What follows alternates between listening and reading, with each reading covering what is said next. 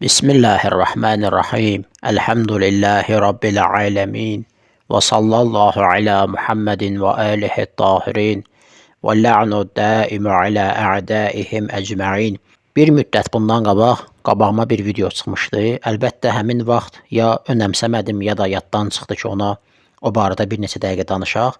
Amma dünən yenə qarşıma çıxdı və inşallah bunda da bir hikmət var, xeyir var deyib istədim ki, bir neçə dəqiqə bu barədə danışım.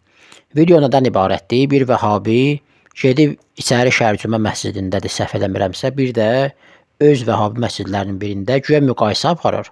Şiə ilə Əhl-i-Sünnə məscidinin cəmaət gəlib namaz qılır, qılmır cəhətindən güya müqayisə aparır və yazıblar videoda da ki, bəs deyirdiniz Azərbaycanın 95% şiədir. Birincisi, şiə olub olmamasının namaza gəlib gəlməməyə nə dəxli var ki? Ola bilər bir millətin 95% əqidədə şiədir, amma namaz qılanı azdır. Həmçində Türkiyədə bu ola bilər, vəhabilərdə bu ola bilər. Yəni 95% şiədir deyir də bu adam. 95% namaz qılır demir ki, bu ola bilər. İkincisi də ki, sizin müqayisəniz kökündən yanlışdır. Nəyə görə? Əvvəla ona görə ki, birincisi kim icazə verib ki, halallıq almamış, icazə almamış gizli şəkildə kameranı aşağı tuta-tuta gedib kimisə çəkirsiniz. Bəlkə kimsə istəmir ki, videoya düşsün.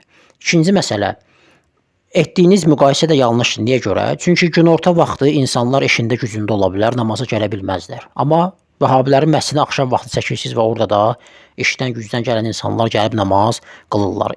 Növbəti məsələ budur ki, ola bilər o şiə məscidinin ətrafında insanlar, namazlanlar azdılar, amma o vəhabi məscidinin ətrafında çoxdular. Bu da bir məsələdir. Növbəti məsələ bundan ibarətdir ki, niyə görə çox adamın olduğu məsələ Məşəd Dadaş kimi bir məscidə gedib çəkməmisən? Növbəti məsələ bundan ibarətdir ki, şiəlikdə piş namazın imam cəmaatın qiraətinin səhih olması və ədalətli olması şərtdir. Yəni günahlardan çəkinir və vacibləri yerinə yetirir. Amma vəhabilikdə belə şey yoxdur. Şiə bəzi insanlara iqtida eləmir.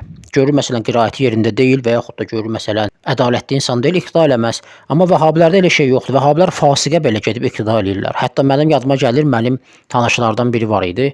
Vəhabi əqidəli, sünni qarışıq belə bir əqidəli adam idi. Bir dəfə bunu sünni məscidlərin birində namaz qılarkən gördüm ki, piş namaz dayanıb və buna deyəndə ki, sən axı fasiqsən, tanıyırdım da bu adamı. Yalan danışan, söyən fasiq bir adam idi.